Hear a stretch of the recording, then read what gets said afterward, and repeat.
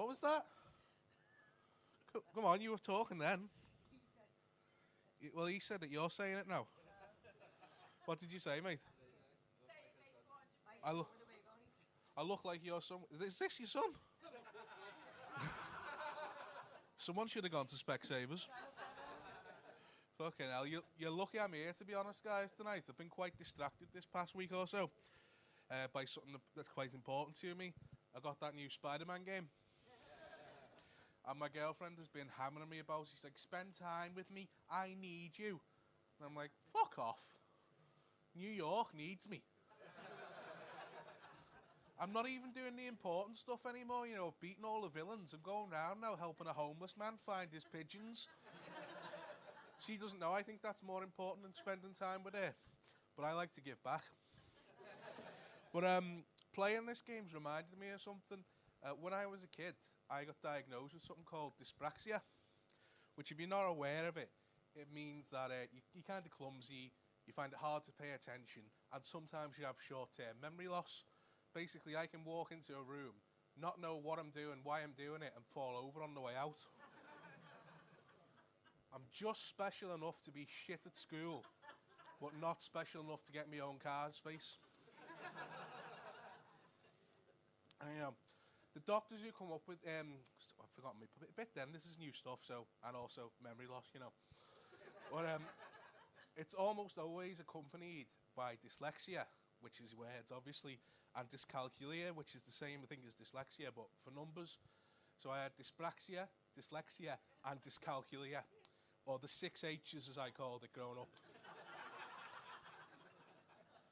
And those names are proof that the doctors who came up with this stuff, the names for them, were fucking cruel.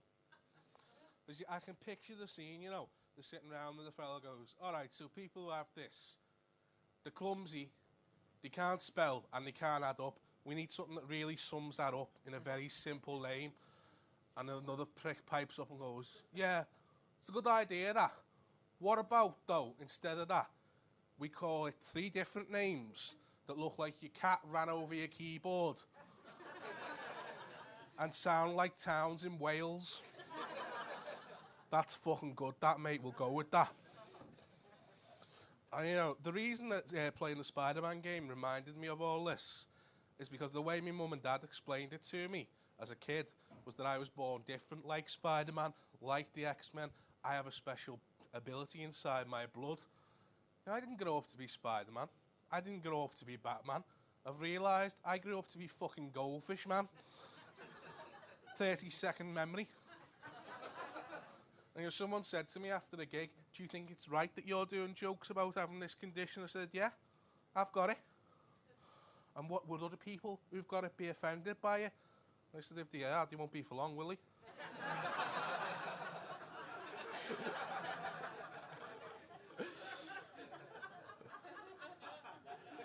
It's weird doing this. I'm from quite a small council estate, place called Croxteth, if you've heard of us. Oh, you read the Echo. And you get quite, because it's one of those places where everyone knows everyone's business. That's why there's all those benefit reports around by us. But you get well known if you do something like this because of all the fucking hot water videos. And the other day I was taking my nan for a big shop. We were going to the Asda, obviously. And this cab pulls up outside of her house and goes, hey, funny fella, when you doing one of them gigs again? And I said, I'm in Manchester on Monday. Not good enough. And I said, I'm in Liverpool on Thursday. Right, I'm coming. Don't be shit, or I'll fucking batter you. And my nan turned to me and goes, oh, you've got a fan. That's the thing with this Scouse sense of humour. Like, my girlfriend's from Yorkshire. She doesn't really understand it, that it's always tinged with a hint of aggression. She's not used to people talking to me. Like, one of the first times she came to Liverpool, someone came up to me and went, all right, Mike, you fat bastard. Still packing on the pounds, aren't you? And she's not used to that at all, and she didn't expect me to respond with, yeah, I am, and you've still got that stupid beard, you daft cunt. And she was pretty nervous as it is, because she's never met my mum before.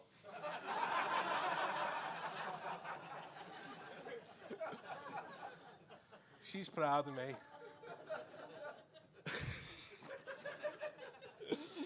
Oh, well, one year for Halloween we had a party at my mum's and I didn't put a costume on.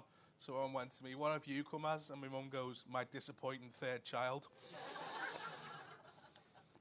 But yeah, my girlfriend was in town actually, because believe it or not, we were celebrating our first anniversary.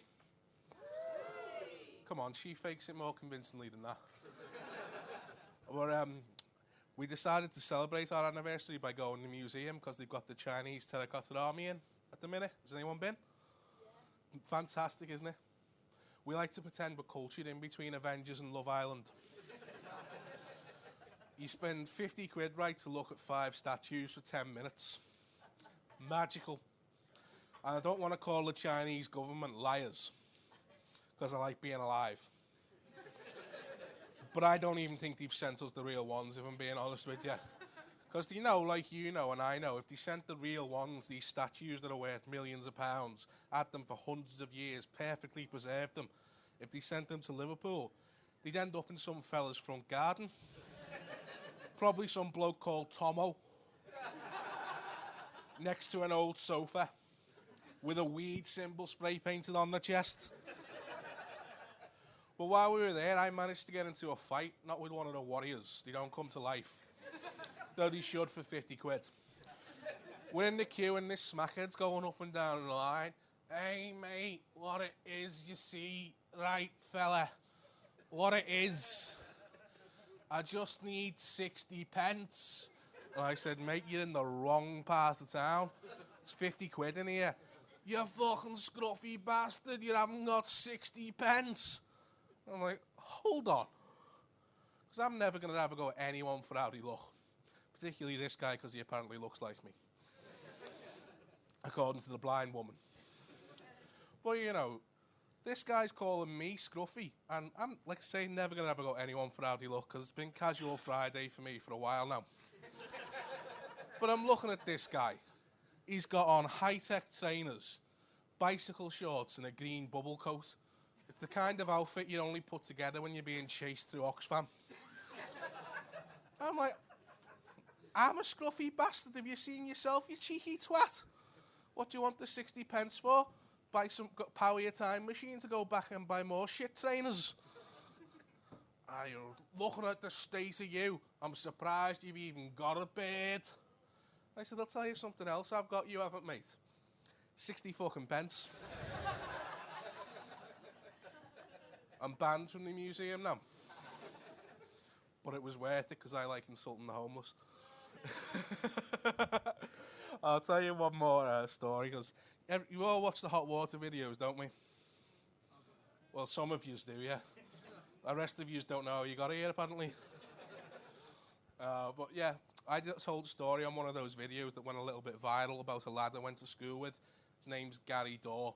I don't know the best way to tell this story because it's just a rumour that went round school. But the rumour was that Gary Dorr shags dogs.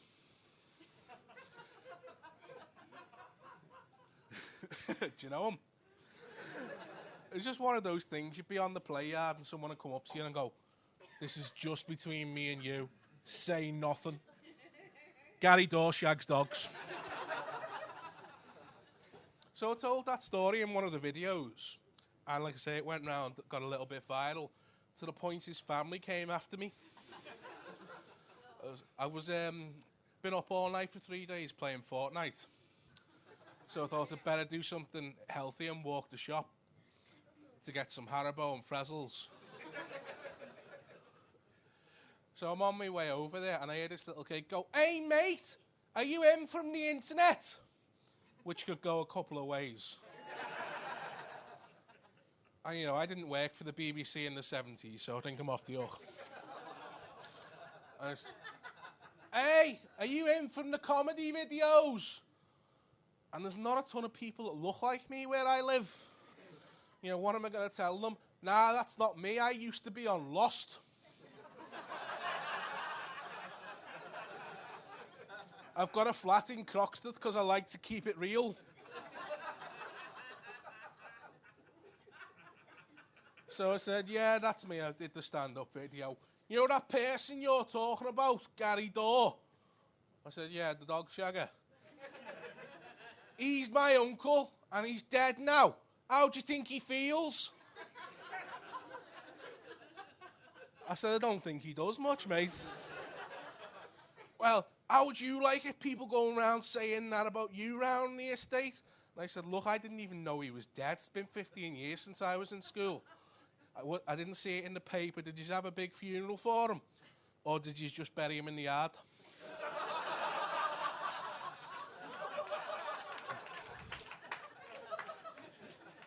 And he didn't like that.